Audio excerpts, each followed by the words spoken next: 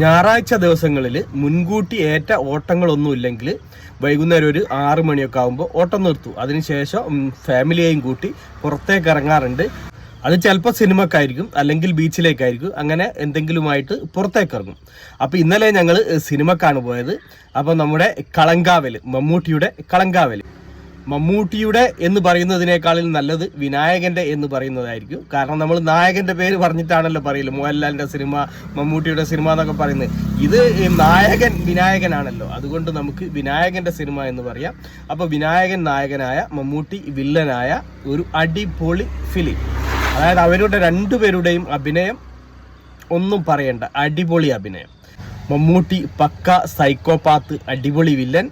വിനായകൻ ആ ലാസ്റ്റിൽ, വിനായകന്റെ ആ ലാസ്റ്റിലത്തെ അരമണിക്കൂറൊക്കെ വിനായകനെ നമ്മൾ എന്താ, വിനായകൻ അടിപൊളി, ആവേശം വന്നുപോയി. വിനായകനോട് വല്ലാത്ത ഒരു ആരാധന തോന്നി ആ സമയത്ത്. ലാസ്റ്റ് ആ സമയത്ത് മമ്മൂട്ടിനെ കീഴടക്കുമ്പോൾ നമ്മൾ കൈയടയ്ക്കുന്നത് വിനായകന് വേണ്ടിയിട്ടാണ്. ആ വിനായകന് വേണ്ടി നമ്മൾ കൈയടിക്കുന്നത് മമ്മൂട്ടിയുടെ അഭിനയ മികവ് കൊണ്ടാണ്. കാരണം നമ്മുടെ മനസ്സിലെ നായക സങ്കല്പമായ മമ്മൂട്ടി വില്ലനായി അഭിനയിക്കുമ്പോൾ നമുക്ക് ആ വില്ലനെ വെറുക്കാൻ കഴിയുന്നത് ആ കഥാപാത്രമായി മമ്മൂട്ടി എത്രത്തോളം മാറി എന്നതിൻ്റെ ഏറ്റവും വലിയ തെളിവാണ്.